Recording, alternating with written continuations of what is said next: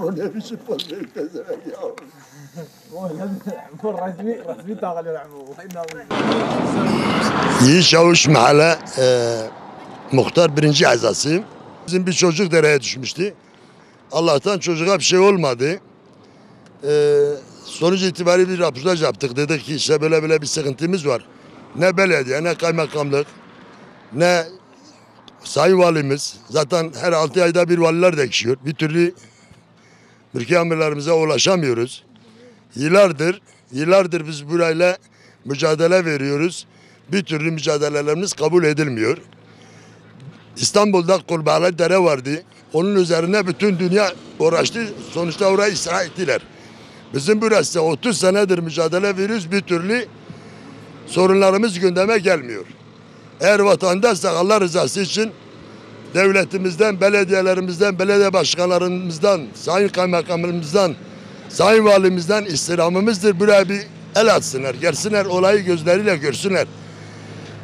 Aşağı yukarı 354'e yakın bizim öğrencilerimiz var. Çocuklar okula giderken gelirken panikler içerisindeyiz. Acaba çocuğumuz sağ gider gelir mi? O panikler içinde ile ya anne ya baba o çocukları okul bitene kadar o çocuklarımızı takip ediyor sürekli. Benim söyleyeceklerim devlet büyüklerimizden ricamız, istirhamımız köyün çoluk çocuklarıyla birlikte sağ olsun bu gazeteci arkadaşımız inşallah bizi gündeme getirir. Bizim büyüklerimiz de inşallah bizi dinlerler, buraya bir el atarlar. Teşekkür ederim.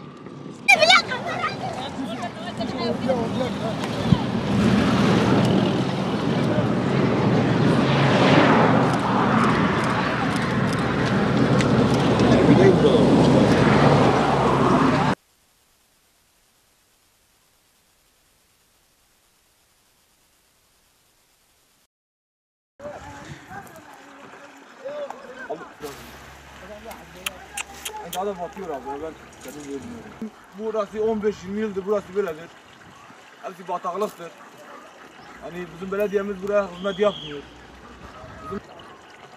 Hani bir çoğularımız buraya gitse, çoğularımız burada boğulsa buranın bedelini kim verecek?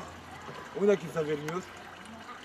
Hani ben yetkili insanlara diyorum ki buraya bir çözüm bulmalarını istiyorum. Hani köy halkına diyorum bunu.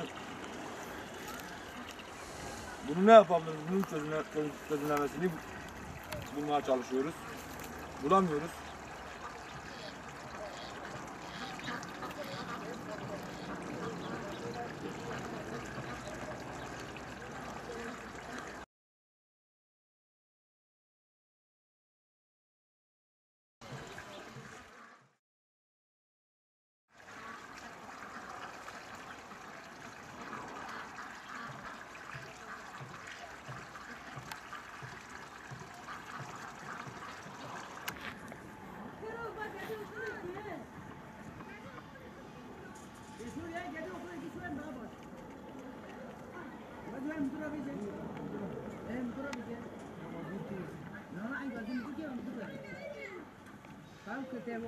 Ne çıkmıyor?